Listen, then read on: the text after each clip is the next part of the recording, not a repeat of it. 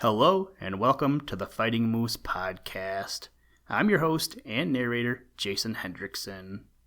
This is a podcast where I retell stories, some fictional and some historical, that can be enjoyed by people of all ages. Lately, I've been trying to play around with my amateur radio stuff again, mostly my little radios. So today, I went in search of a radio story, but instead of an amateur radio story, I found a story about a regular radio, like the one in your car. The story is titled The Radio Story and comes to us from the book Little Jack Rabbit's Big Blue Book, written by David Cory. It kind of falls in line with the stories by our old friend Thornton W. Burgess as it personifies animals, but in my opinion, no one does it quite like Mr. Burgess. Now, let's turn to today's story. I hope you enjoy. Let's begin. Liftoff. We have a liftoff.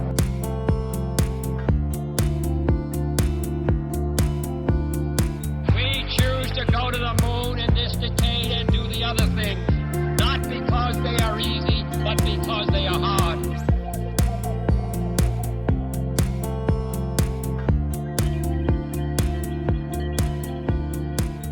The Radio Story. Well, said Uncle Lucky, rubbing his eyes. That was a queer dream. The idea of my dreaming I was a boy again, playing marbles with Uncle John Hare. And with a laugh, the old gentleman bunny jumped out of bed to look out of the window. It was early morning, and the sky was pink and purple, yellow and red. The dew was sparkling on the grass, and the trees were whispering to one another. All of a sudden, cock-a-doodle-doo, went the old red rooster over by the barn. And then a robin began to sing, and a little squirrel to scamper over the grass. "Hey-ho!" exclaimed dear Uncle Lucky. "What a beautiful world! I must hurry down to my breakfast and then go for little Jack Rabbit. He should be vaccinated. Maybe I'd better call up Dr. Quack, the famous duck doctor, to find out when he can see us. Hello, Central. Hurry, please. Something's going to make me sneeze. Who has filled with pepper up the little rubber talking cup?" Kerchoo, kerchoo, went the dear old gentleman rabbit, and before he could get out his lovely blue silk polka-dot handkerchief, somebody laughed outside the window. "Who's laughing at me?" asked the exasperated, which means, dear littlest reader, teased nearly to death, old gentleman bunny. "And who put pepper in my telephone? I want to know."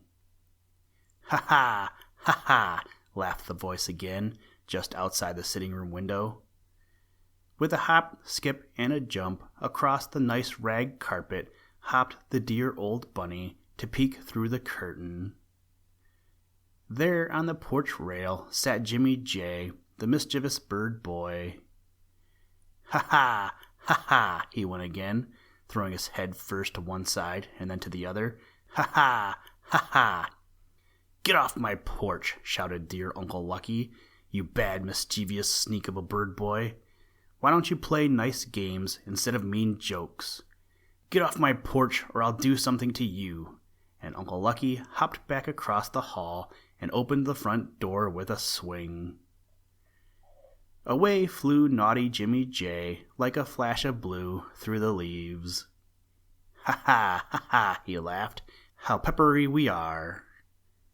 "Good gracious Meebus," exclaimed the old gentleman bunny, "that bird boy is a bad one.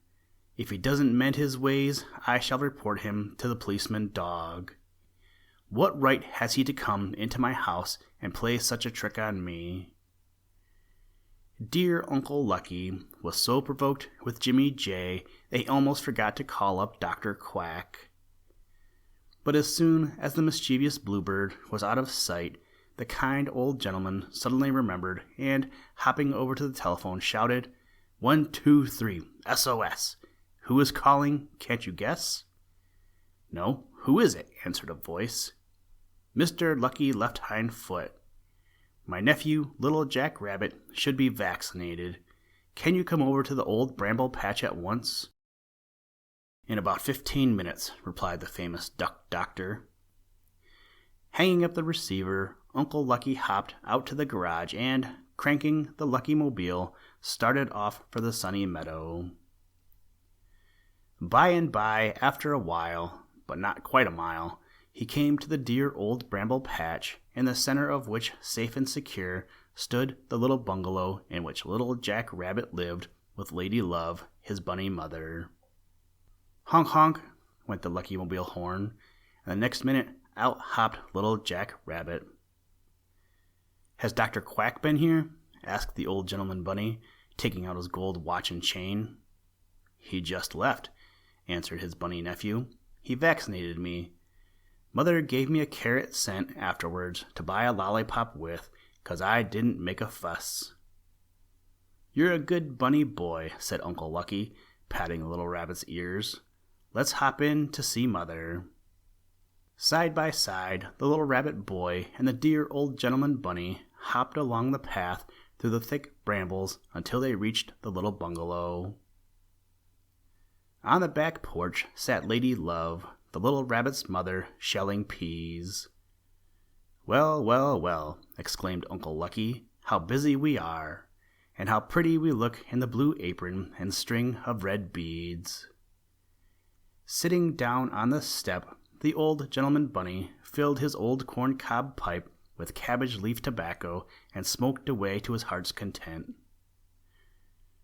By and by, the little rabbit grew restless.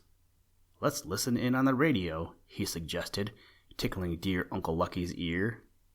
"Come along," answered the obliging old gentleman rabbit, hopping into the sitting room. Professor Crow was just announcing to his radio audience that this is Station ABC, Old Crow County, Tall Pine Tree.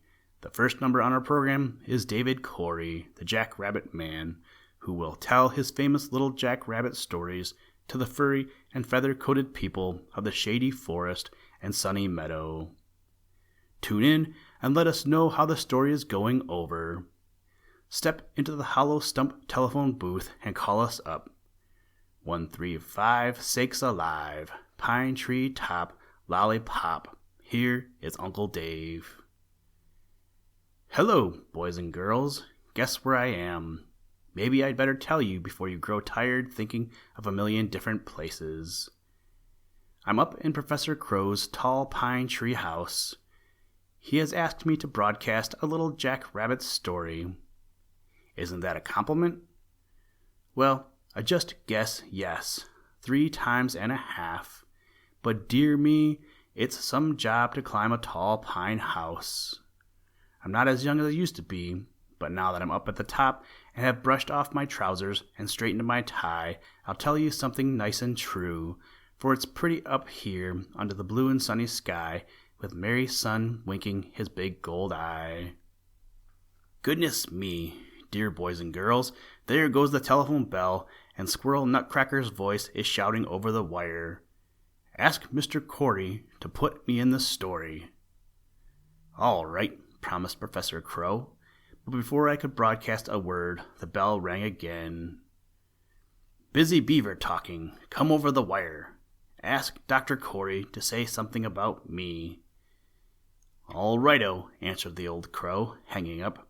But jingle, jingle, tinkle, tink, went the bell before I could wink. This is the big brown bear talking. Ask David Cory to put me in the story, I heard him say, and then Professor Crow answered, I'll see what I can do. Hurry up and commence, said the worried old blackbird, turning to me. Again, tinkerly tink, jingerly jell, went the dreadful telephone bell, and Granddaddy Bullfrog begged to have me mention him over the wire.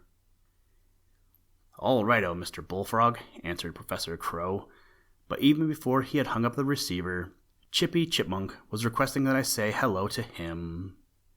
Goodness me, said Professor Crow, if they keep this up, there'll be no story at all. Never mind, I answered. I'll just say hello to everybody. Next Thursday will be time enough for a story. All of a sudden, the little rabbit shouted, He just said hello to me, and the next minute, he just said hello to you. Did he? Asked dear Uncle Lucky. Well, that is kind of him. And as the radio talk was now over, the two bunnies hopped into the kitchen. What have you for supper? Asked dear Uncle Lucky. Stewed lollipops, answered busy Lady Love, placing a steaming dish upon the table. Nice, fresh lollipops. The big brown bear was here yesterday. Did he ask for me? Asked Little Jack Rabbit. To be sure, replied Lady Love. I told him that Uncle Lucky was coming today. Yes, I'll stay here for a while, laughed the old gentleman bunny, picking up a big, juicy yellow lollipop by the stick, just the way people eat asparagus. But oh dear me, down ran the juice all over his nice clean napkin. Wasn't that a shame? Goodness gracious, Meebus, exclaimed Uncle Lucky, that was a very ripe lollipop. Just then his small rabbit nephew brought his spoon down on the table with a whack. What's that? Shouted the old gentleman bunny, dropping the lollipop stick on his little left hind toe, the one with the rheumatiz, you know. A mosquito tried to sting my ear, cried the little bunny boy, carefully lifting the spoon to peep underneath. Where did he go? If you would catch a skeeter, you must be lightning quick. My name is Skeeter Peter, and I'm on to every trick, sang a squeaky, buzzy voice. Did you hear that? Asked Lady Love. No, but maybe I'm getting a little deaf, sighed dear Uncle Lucky, tucking a clean napkin under his chin and picking out a fresh lollipop. There goes Skeeter Peter out of the window, shouted his small nephew Bunny. Catch him, cried the old gentleman rabbit, hopping over to the open window.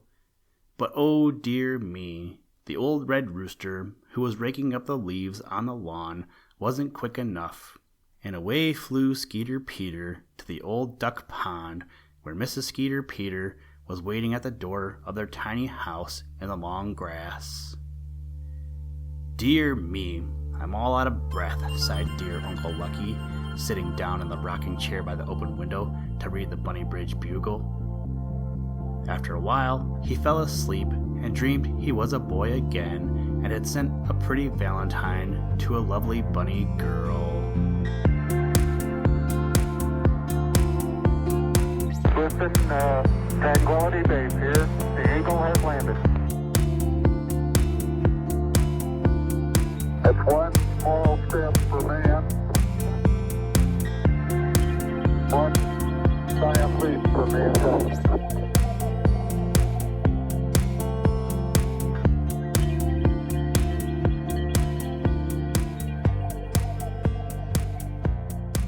Thank you for listening to this episode of the Fighting Moose Podcast. Please join us next time as we read another exciting story. Today's music was provided by the artist Analog by Nature, and the audio clips were provided from NASA. For more information to download and or listen to audio or materials from all our recordings, or to contact us, please visit www.thefightingmoose.com, or you can follow the links in the show notes. If you enjoy the podcast, please leave us a review wherever you get your podcast or on iTunes, and tell a friend. Thank you for your patronage, and as always, try and do a random act of kindness every day. Mission complete, Houston. After serving the world for over 30 years, the space shuttle turned its place in history and it's come to a